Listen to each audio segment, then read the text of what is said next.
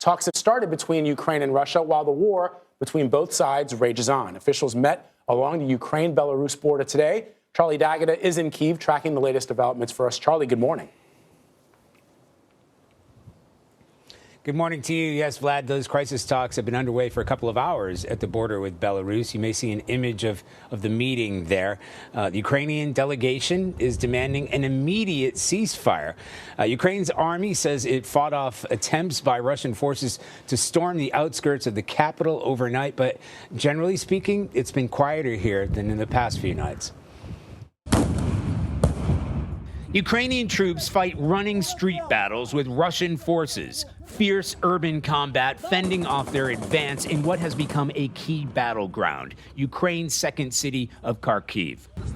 They pick through what's left of a destroyed Russian convoy stopped dead in its tracks. With Ukraine claiming to have stalled the offensive, President Vladimir Putin ordered defense chiefs to put the country's nuclear weapons on high alert. Outgunned and outnumbered, Ukrainian soldiers and civilians alike are mounting a stiff resistance through determination and defiance. Videos shared on social media show citizens standing up. A group of unarmed men blocking the way of tanks, shouting, "Nobody wants war, go home." Another man seen kneeling in front of a tank. A driver mocks stranded Russian soldiers who have run out of fuel, pulling up alongside and offering to tow them back to Russia. But these are dark days. Between the aerial bombardment, a 3-mile-long convoy of Russian reinforcements massed outside the capital, and now Belarus reportedly preparing to join the fight, Kyiv is a city under pressure. This morning, city officials lifted a lockdown that's been in place since Saturday evening, but they warned there's fighting in almost every district in the city. Only leave your homes in case of an emergency. And getting food is an emergency when you don't know when the next lockdown or round of missiles will come. It is dangerous to come out. It is dangerous to stay at home. It is less dangerous to hide in the bombing shelter. But we hid in the bombing shelter for 24 hours. Residents here desperately want to believe there will be a breakthrough, but they're digging in and preparing for what's to come. And even while delegations talk peace, the war rages on. Now, President Volodymyr Zelensky says he's skeptical about the peace talks that are currently underway, saying he doesn't really believe in an outcome. But he also added if there was any chance to end the war, Ukraine should be part of it.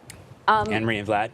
Charlie, I want to ask you first about just the state of the war, where you're at. Have you seen or heard fighting in and around Kyiv? What are you seeing? What are you hearing?